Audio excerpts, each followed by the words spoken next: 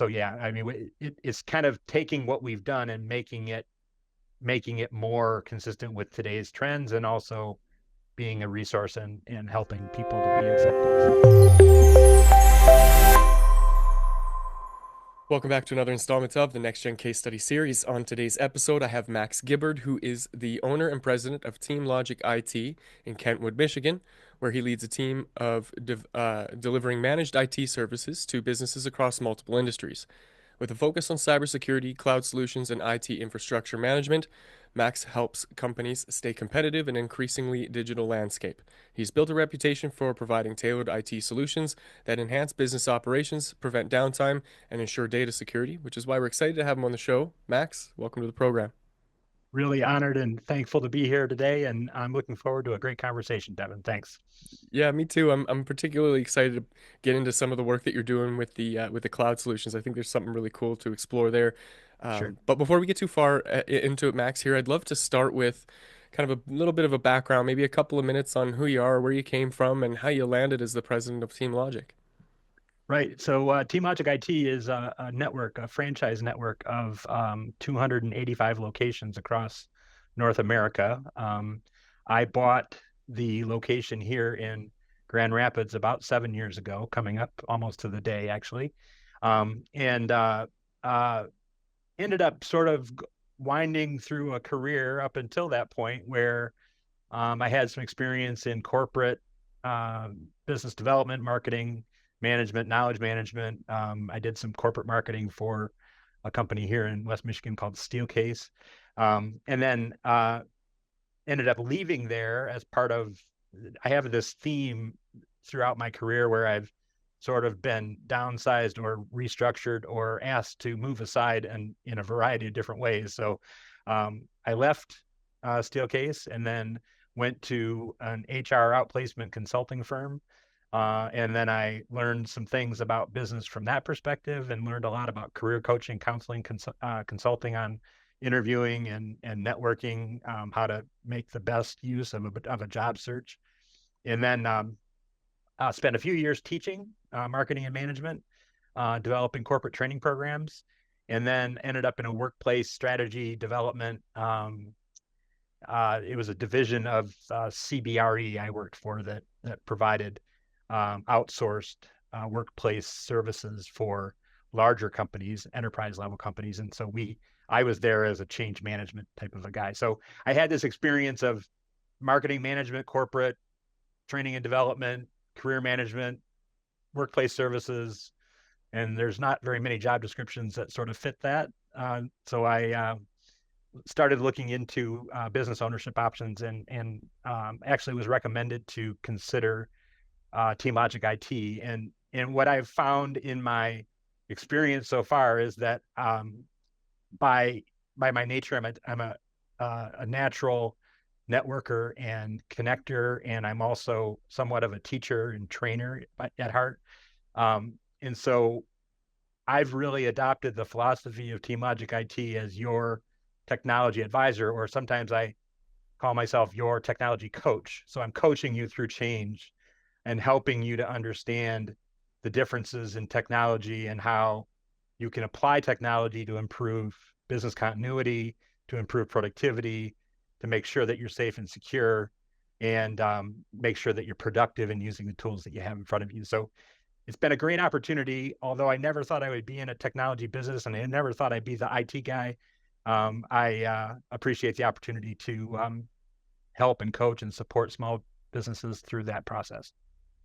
You have a really colorful background in the space of that business development and marketing. And just hearing, some of these Sure. varied experiences that you've had from, a number of different, we'll call it, different ecosystems. How Yep. how has some of those experiences helped shape your approach to business ownership? Because they're two very completely different landscapes, I'm sure, as you're about to elaborate on. But I'd love to get your perspective on how some of that early experiences kind of shaped some of the work that you're doing right now. So it's interesting. Early in my career, I actually have I mean, to complicate matters even worse, I don't even have a business background really. I mean, I went to college with the idea of being in public administration, and and thought I would work for a nonprofit or a college or university or something like that, in a helping and people kind of capacity, um, and then ended up at Steelcase kind of just by chance. I took a temporary job, which led to something else, which led to something else, and eventually I ended up full time there. Um, but in the beginning of my career, everybody was trying to tell me that I needed to get more core, what they call core business experience. I needed to sell something or I needed to make something. I needed to have something that was attached to the core of the business that I was working for. Otherwise, I would be kind of like overhead and Mm. unnecessary. Um, and of course, I don't have any of that background. So my bias was to help kind of shape the vision of the product platform that we were working with at the time. And then I did get involved in some technology programs at that time. Um, Long and short of it is that I left there and realized that I needed a better, broader scope and understanding of business. And um, so my time when I worked for Right Management, in the recruiting and career management space, really taught me a lot, because if you're in a situation where you have to write a resume for somebody, you have to know something about their business in order to be able to guide them in the kinds of things that are going to be impactful for their development. So I developed a number of hundreds of resumes for people and coached them through the interview process and so on. And part of that equation was business ownership and entrepreneurship. And I never had I never had a perspective. Like, I'd never been in business for myself, but as I reflect on that time, my mother and my stepfather owned a window manufacturing business. My father was a representative of a number of carpet and flooring lines and owned a small business in rural northern Michigan. So he was selling his business. For all of my life, all of my family was in business for themselves. Um, but I still didn't really get after that until it became not really possible for me to find the job on, at the time it was monster.com or careerbuilder.com or whatever. Um, and as I was more and more proactive in developing my career, I really realized that I had a lot of personal expertise to offer. And being in business for yourself, you get the opportunity to share that more readily than having to work within the umbrella of some other business or some other owner's vision for their business. So it's interesting because I always say to everybody I meet, it seems, that I wished I would have done this a long, long time ago. But at the same time, I'm probably approaching, uh, we're a franchise. So theoretically, we should be pretty consistent from location to location, and owners should kind of manage their business in a pretty consistent way from one to the other. And I like to think that I have taken that amalgamation of all the things that I've done in the past and really brought it to bring to this business. And maybe I'm delivering it in a little bit different way, and maybe I'm more mindful of um, what this means when I'm hiring people. What does that mean? When I'm managing my business and making decisions about expenses that we have. I used to work for a big company. We didn't care about that kind of stuff. I work for a small company. I really care about that stuff now. So yeah, it's all the way along. It's been my past experiences have really dovetailed into that colorful experience, has really kind of dovetailed into today's experience. And I'm just grateful for the opportunity, and have been happy with how it's gone so far. Yeah, I'm really present to that. On one hand, when you're employed by a business and you're hired for a very specific function or task, and you're taking that on, and it's a big job. There's a lot to do. You're taking care of all of the things, but it's a little bit removed from a part of the business that you maybe aren't even present to until it Right. comes time for you to make that shift into, oh, I'm the one responsible for making sure that somebody else has a job to do. So now I have to go Exactly. find somebody who needs jobs done. And I'm really Exactly. oversimplifying this That's exactly right, though. for the factor of humor, but it really is like, okay, how do you make that shift from I got to do the job to I actually got to go find the job, And how do you reconcile that inside of yourself? Because even when you do get the job, I'm sure some part of you is like, okay, now it's time to get to work. Oh yeah, right. I'm not the one who's supposed to be doing the work. I'm gonna Right. come back here and keep focusing on this. So how did that play out for you? Uh, I can tell you, the everybody when you buy the franchise business, when you buy into the organization, they take you through a training process. So we spent 6 days in California with the franchisor and went through training.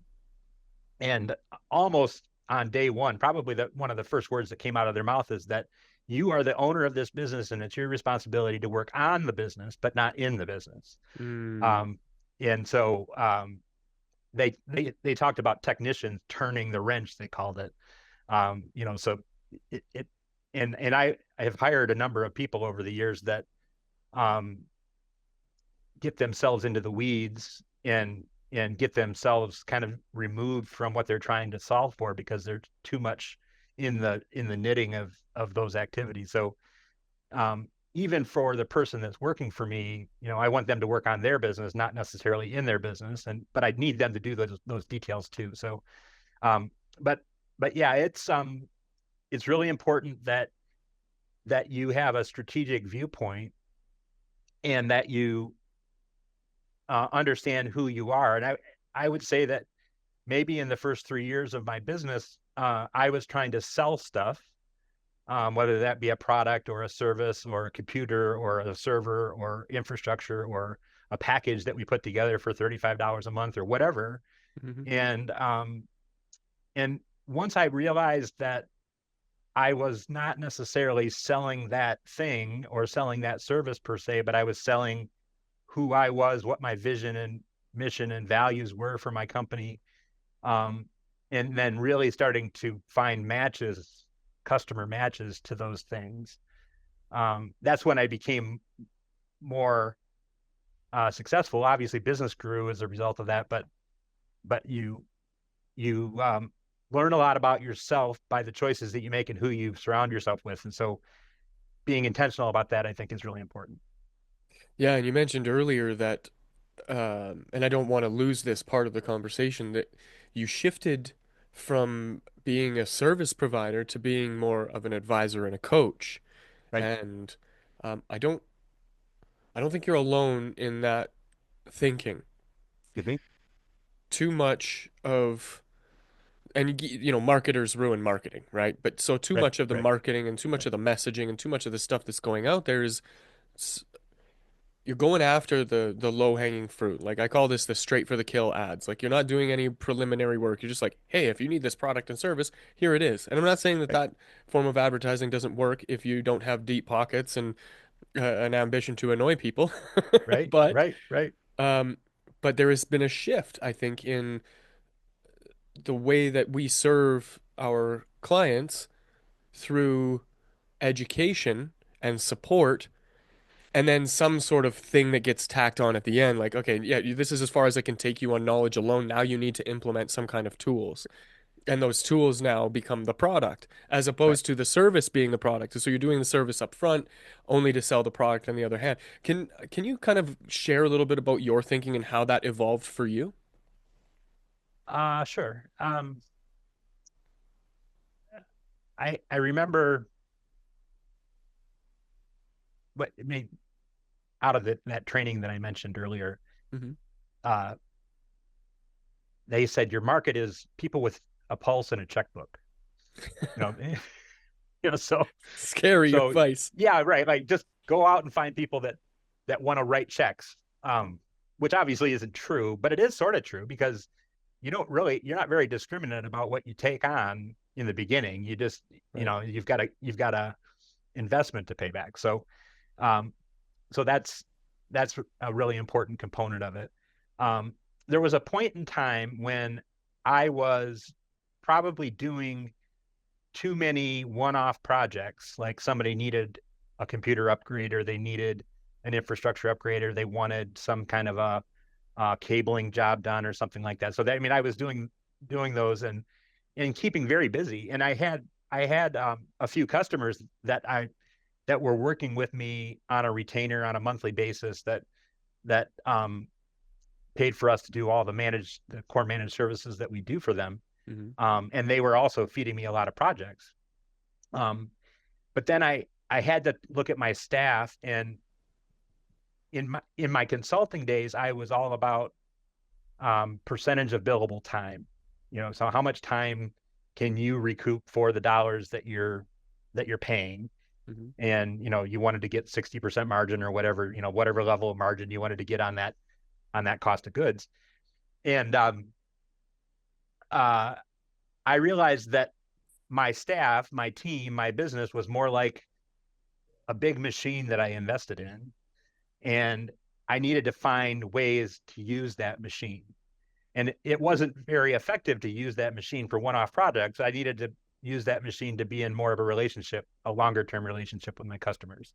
So I went out and found companies and organizations and people that needed my help, and then basically got them into my service level or into my service base.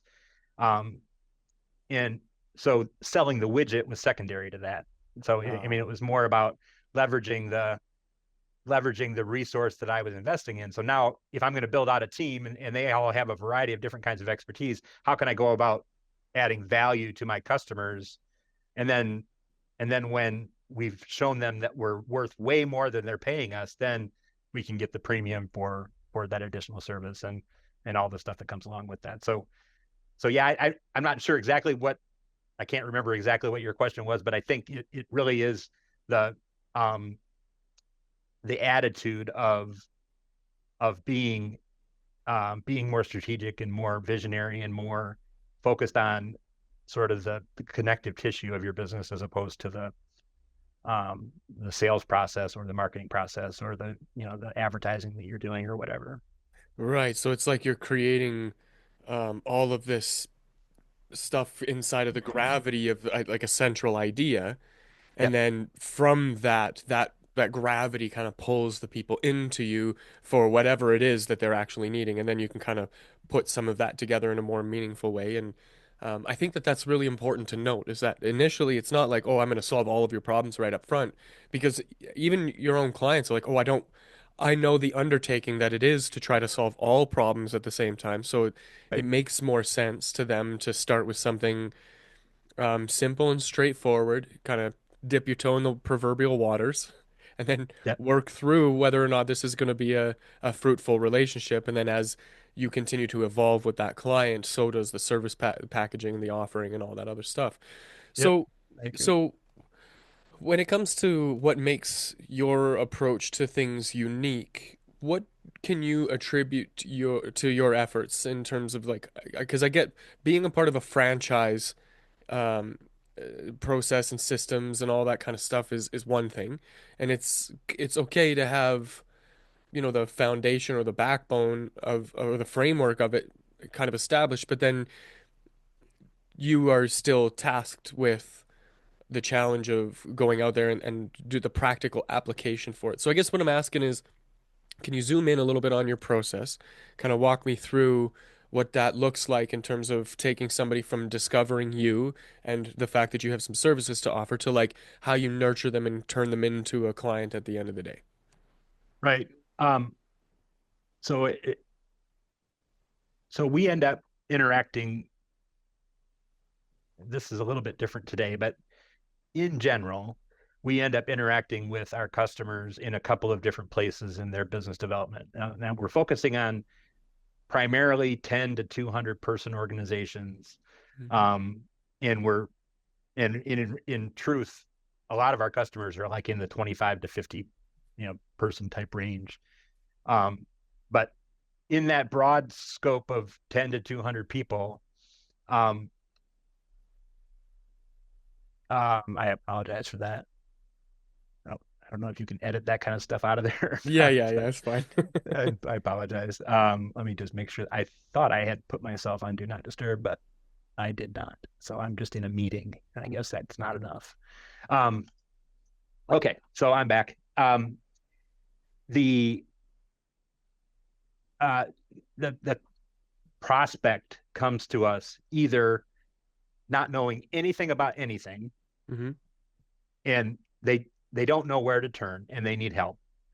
Um, More often, the business owner or somebody who's been with the business since the beginning has taken on the role of kind of taking on all the questions related to tech. So, how do I do this? What do I do that? How do I set that up? All those things are on somebody's shoulders, and they get to the point where they just can't do it anymore. And it's too much work.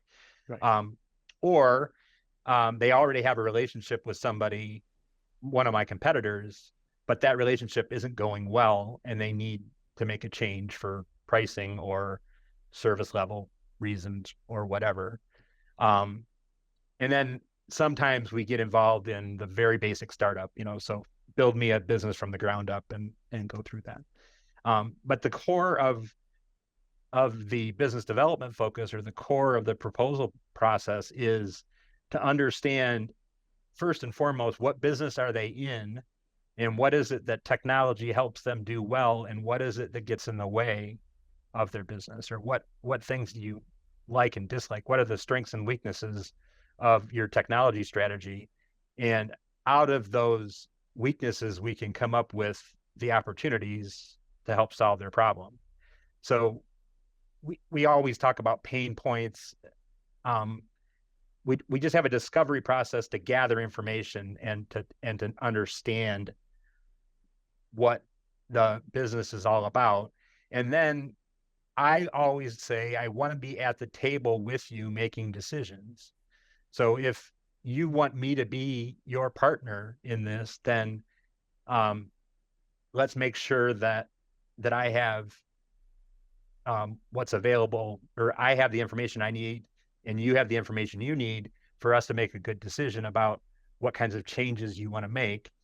And then the other big benefit of our process is that someone, our business, will go into a company and take everything that they're using out of it. So they'll rip the server out of the wall, they'll rip the network out of the wall, they'll change computers just because they have a comfort level with some system that isn't at that place.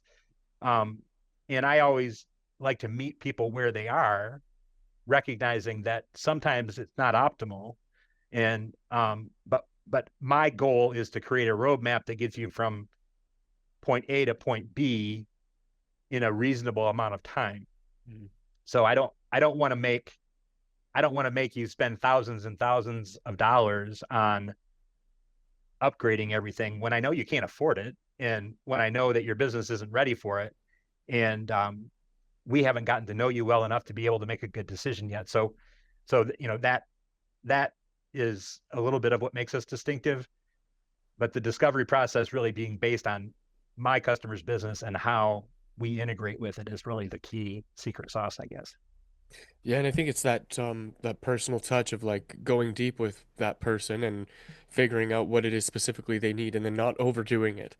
Because I Right, know that right, that's something right. that a lot of sales guys struggle with on that front is, hey, Sure. yeah, I want that high ticket close. Hey, I want that really big commission. And um, business owners, we can suffer from that too, because at the end of the day, we're the one who's kind of out there taking the risk and trying to make sure that everything gets done properly. And so if I'm putting the effort forward, I want to get the largest reward. But I get a sense that you have a deeper understanding of this from the perspective of, I if I take my time with this person, the value comes over a longer period of time because there's more opportunity that unlocks itself as you continue to prove your ability to serve them in the way that they truly need it.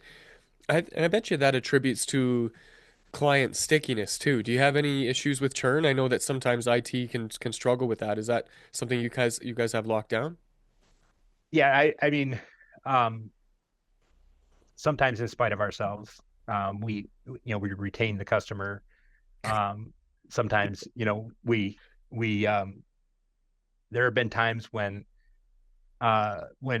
we've made a mistake and I've owned up to that mistake and probably lost revenue and lost customers as a result of it. But I feel like our retention is at least yeah, our retention is good. I mean, we haven't churned through customers like I know a lot of others do. Mm-hmm. Um, and some of that has to do with not taking on the ones that I had a sales guy a long time ago tell me that, that um, the babies that cry the most have the wettest diapers. So um, when you take on customers that are crying a lot or complaining a lot or have a lot of challenges, it's hard to retain them because it's hard to please them.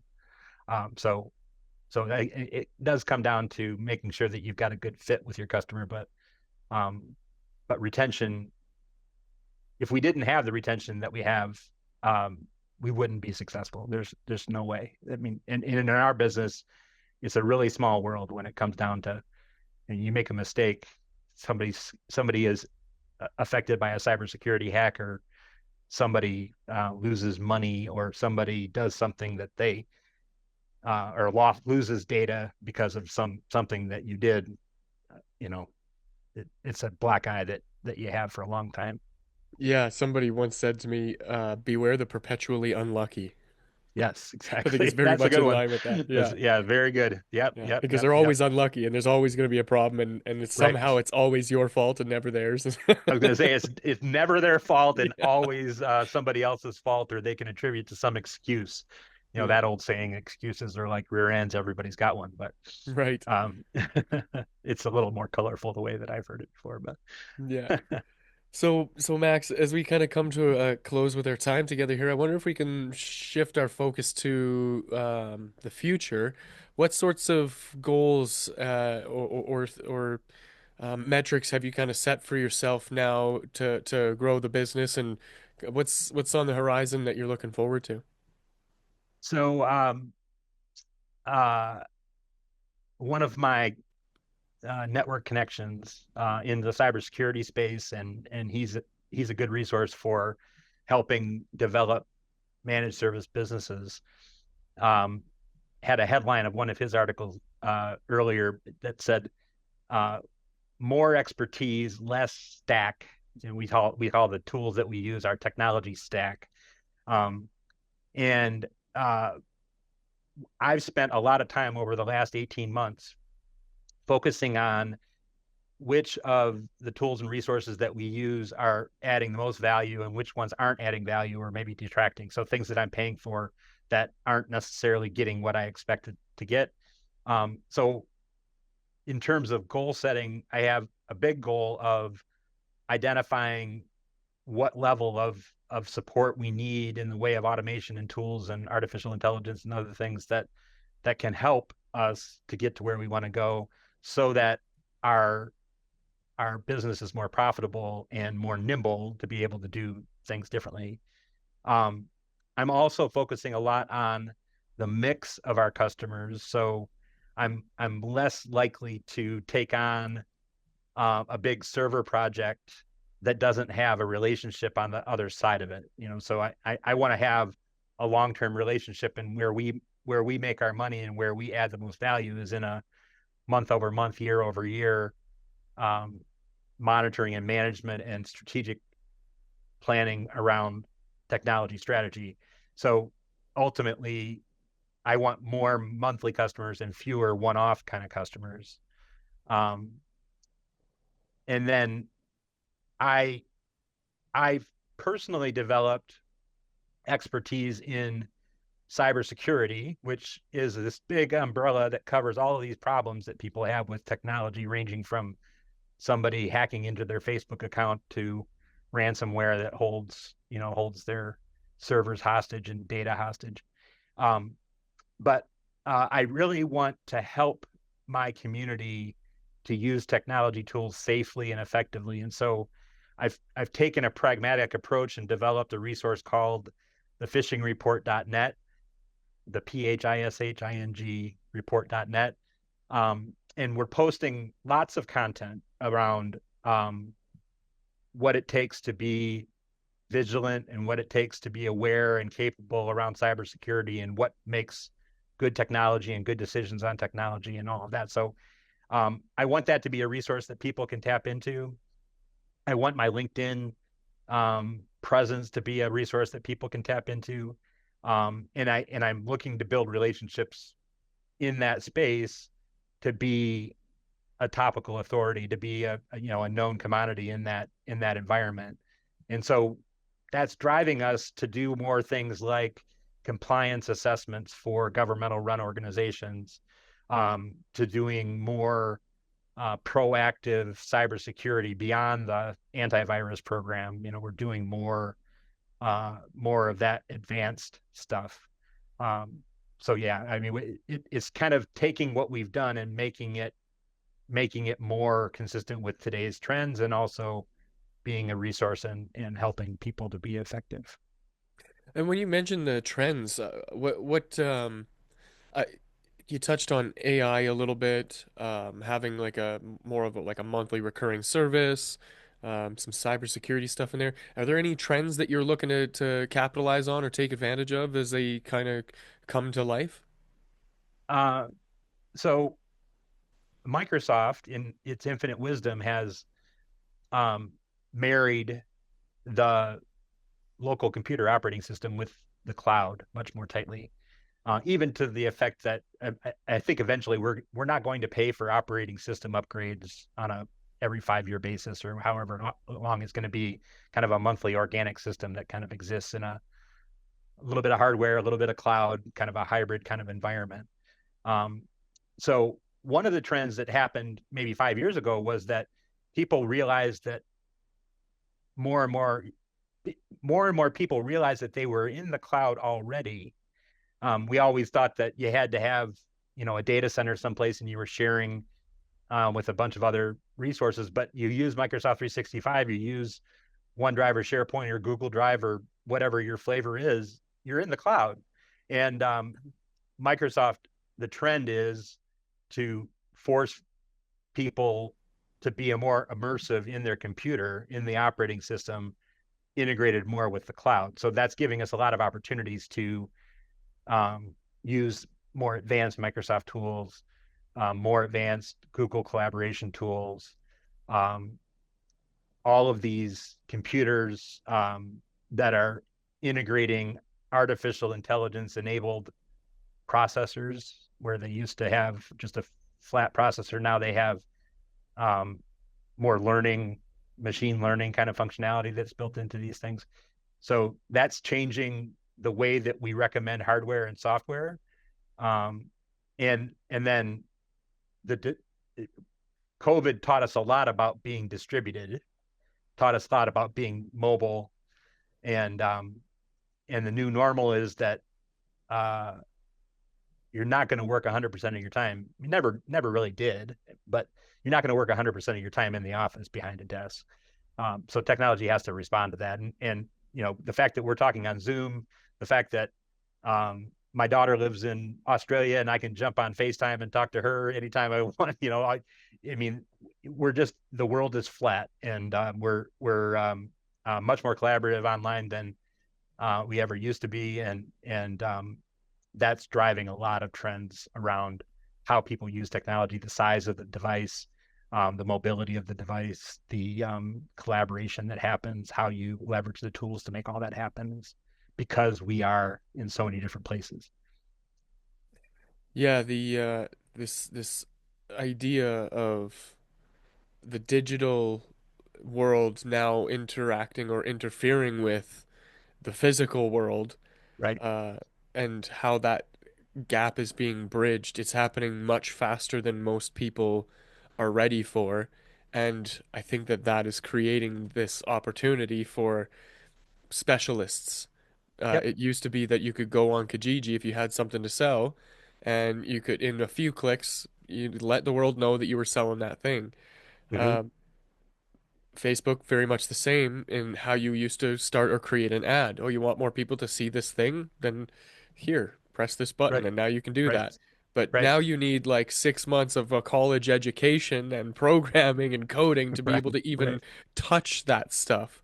Right. And I luckily I've been immersed in that evolution, and I'm prepared for the next thing, right? They keep adding Right. on to it, adding on to Right. it, adding on to it. So it's like, okay, Sure. for me, it's easy, but for somebody who's never been in this environment, to be like, oh, hey, if you want to share a file with somebody, you got to go to Google, you got to log in, you got to open your folder, you got to drag it into that folder, you got to wait for it Right. to upload, then you got to find that link, and then you got to set permissions for that link, and then you got to share Right. that link in an email of some kind of secured place where nobody else is going to get access to it because this is IP and it's very important. And so yeah, it got complicated very quickly. And so Yep. now it created this opportunity for people to specialize in it. And there's a ton of opportunity in what that might look like. And it's cool to see, your exploration of what that might be and how you're going to implement that for your clients and for the future of the Yep. industry. I think that's really exciting.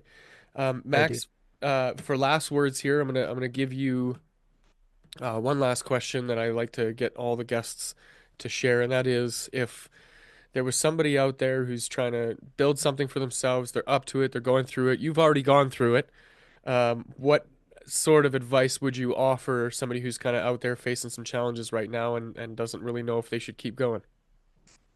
Um, hmm.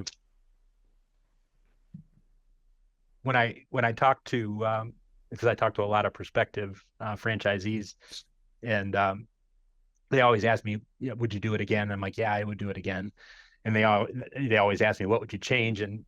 And uh, I always say that I wish I had a line of credit available that I could tap into when things got challenging. So Mm, um, cash flow is a much bigger. When we put business plans together, we put business plans together based on profit and loss for the most part, and cash flow is an underestimated measure of success in a business, and you want to be prepared for things to happen. Like you're going to have customers that aren't going to pay you on time, and you're going to have big orders that you have to place when there's challenges that are there. Um, so try to build that into your thinking. That would be for somebody that was just entering into the business, but somebody that's been there for 2, 3, 4 years and feeling like maybe they're floundering or they're challenged. My advice is always to get back to where you started and what is it that motivated you to be in business in the first place? What are the values that you're trying to sell, and what is it that you want out of your customers? And I think it's okay for you to take a step back at some point and identify the ones that fit and the ones that don't, and identify the business that is going to be successful and make money for you, and is going to be fulfilling for you, and go forward with that kind of thing as opposed to just making sales for the sake of making sales. I mean, so you might have a quota, but the quality of that sale is as important as the number behind that sale. So I always recommend that you just get back to the core values of who you are, what got you there first, and and then start anew from that perspective. Um, the other advice that I would have, and this is true of anything in life, but especially in business for yourself, um, you should surround yourself with people who are going to challenge you, um, and find your personal board of directors that you can bounce ideas off of, share successes, and more importantly, share failures with, to get the advice of what to do about those things. So ultimately, it's on us to learn from our mistakes, but always be accountable, and to have someone who pulls you up instead of pushes you down as a circle of influence, or that sphere of influence that we hear so much about. What is it? Who is it you want to put in that sphere of influence, and what's going to be the most positive outcome of that, and how can you leverage that to your advantage?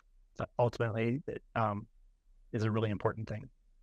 yeah, as you were sharing that advice, Max, I was taken back to some of my earlier experience of you try something out, then it doesn't work. And Hmm. then you're like back to the drawing board. And then you try Right, something right. else and it doesn't work and you're back to the drawing board. And in that experience, I learned that it's better to just live in the drawing board and just Sure. your ideas are not static. They're fluid and they require iteration and many attempts. And I think that that's one of the things that you were kind of pointing at. And I relate to that very deeply. So, Me too. very powerful advice.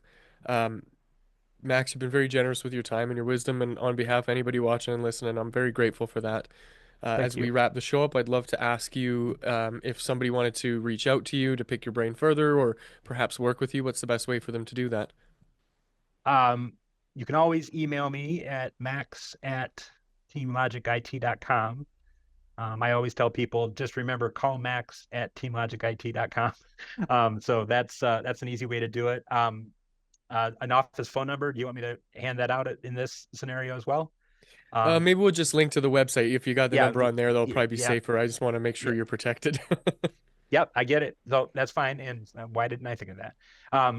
But yeah, so and look me up on LinkedIn, and that's a source of, um, I'm not like Taylor Swift level, but I feel really good about the network that I have out there, uh, and while I've had this windy road of career, I look at my network on LinkedIn, and it sort of brings it all together for me. So if you ever want to connect, um, or want some advice on something, just make sure that you reference that you heard about it here, so that I don't dismiss it because you're some guy from Kuala Lumpur that is trying to hack into my network. So I I try to I try to keep that at bay. But yeah, I'm happy to connect with folks, and Max at teamlogicit.com is the easiest way to get me.